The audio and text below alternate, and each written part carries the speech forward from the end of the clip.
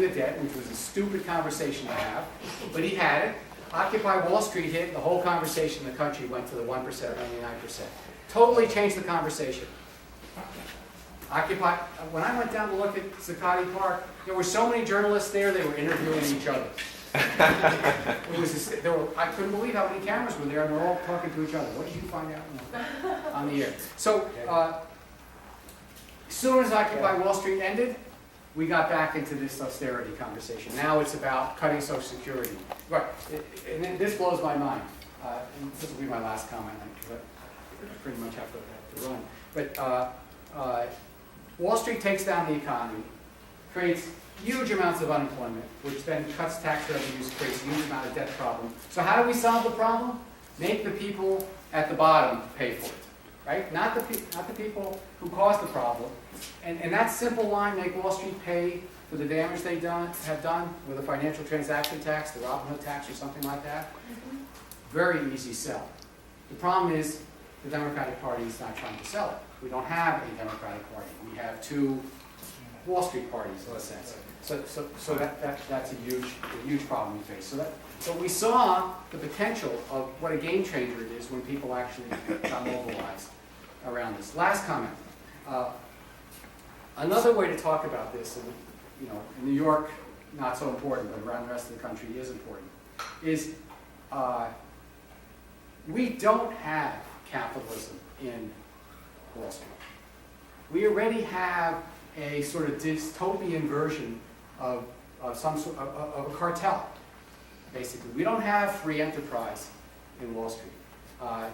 We more or less have it in the rest of the country, but we don't have it there. And people sense that. So even people who are like gung-ho free marketeers have to somewhere in their gut know that there's something wrong on Wall Street. 5 or 6 huge banks that now have 60% of all the financial assets in the country, that there's something wrong with that. And we're finding out, every day we find out another thing, from payday loans to money laundering to phony foreclosures. They can't help themselves.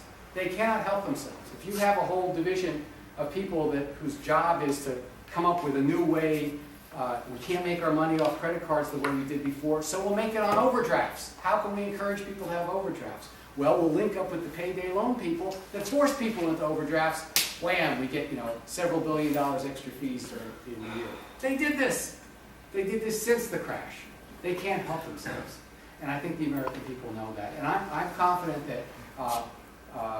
that something can happen. It's a question of organization. It's a question of sticking with it for the long term. It's a question of education. It's a question of spreading the word. And this is my little pebble into that pond. Maybe a few ripples will happen. Yeah, Chris Hedges is correct. They're running off with everything that's not nailed down.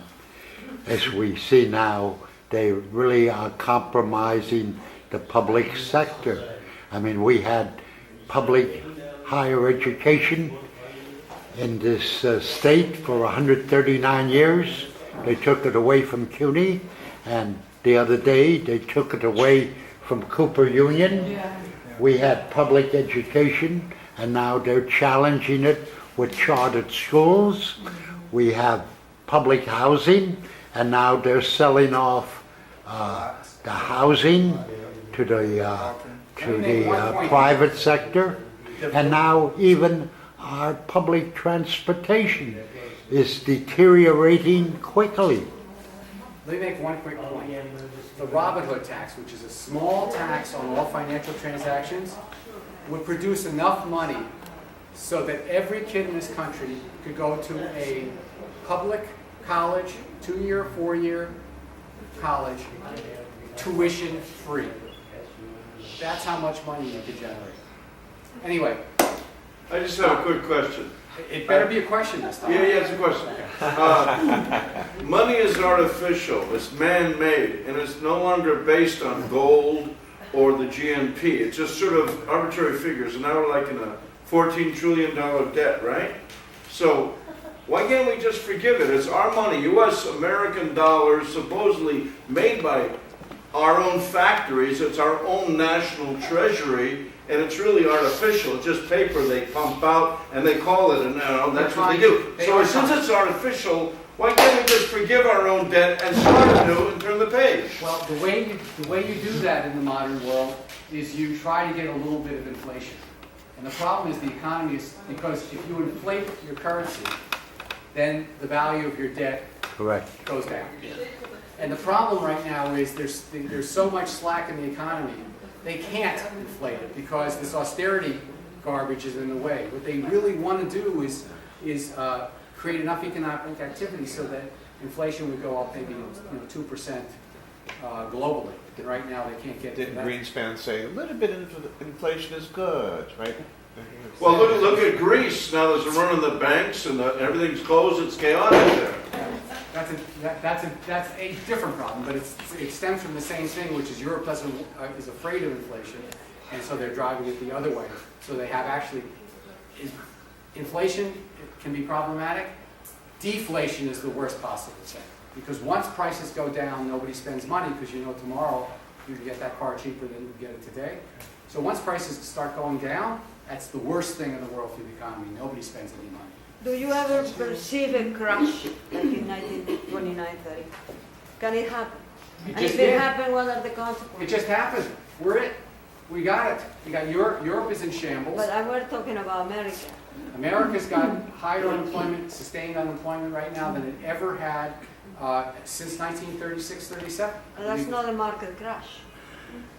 It was a pretty good one in 2007. Went down went down 700 points in a matter of months. It was pretty good. It was the Talking equivalent. about one coming up. And then you want another one. No, I don't want to. What securities do we? I can't. I'm not a prognosticator. Is the concept of debt bankrupt? In other words, if you have a system of borrowing, just the incentive to collect interest. Now, interest has a productive part and a non-productive part. It's not wrong to charge interest. It's wrong to charge more than you should, more than it corresponds to the opportunity cost and the cost of capital. Correct. That's the productive part. But I think what we have, and all the finance is based on the concept of charging unproductive interest, like money for nothing, insurance for not providing insurance. There is no problem with charging that. That's what was creating the inflation. People over-collect on that. The problem is that you don't redistribute that. I think, and you have 32 trillion that's sitting idle in tax havens all over the world. Yeah. So our financial system is successful in one sense. It has managed to enable people, like to motivate people to work, to be innovative, to be entrepreneurial. And we've created this huge wealth, but half of it is idle. I think But you know it's what? in the redistribution that we lack. It's true, but you know what? People are very, I'm not sure you need this kind of banking system to get that kind of entrepreneurial activity. Because when I look at North Dakota, it's a very entrepreneurial part of the country. I mean, it's so conservative, so business oriented, and it has a socialist bank. They don't want me to call it that, but I did in a Huffington Post piece. It has a socialist bank. I don't know what a socialist bank is, and if it's not owned by the state and the profits go to the state and everybody who works there are basically public employees, it seems to me it's a socialist bank. And it works.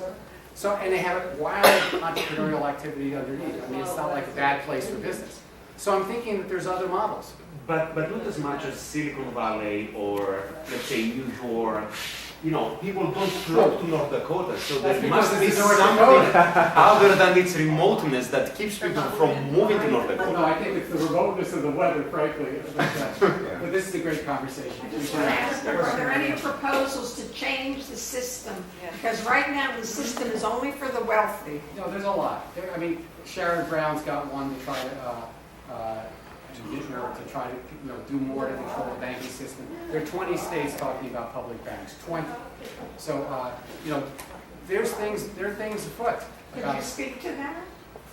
It's there. I mean, whether it succeeds or not, but there are lots of People aren't just sitting by and letting this happen. The problem is more people have to feel the outrage. We'll see when these things hit on the state level. See, my guess is that Wall Street's going to do all it can to try to crush these public banks.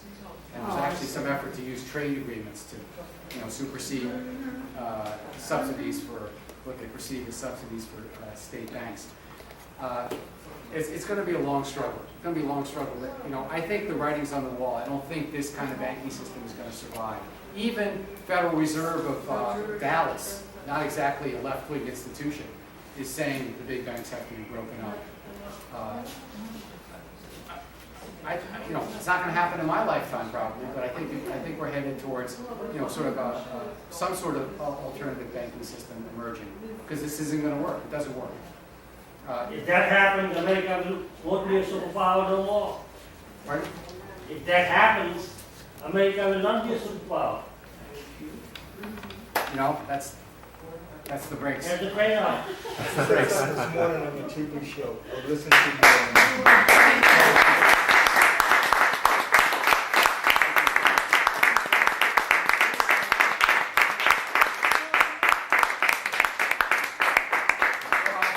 Everybody sell 1,000 books each, and my publisher will be very happy.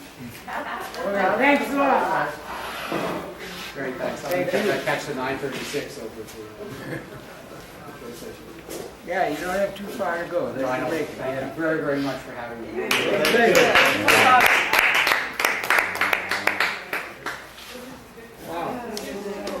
Okay.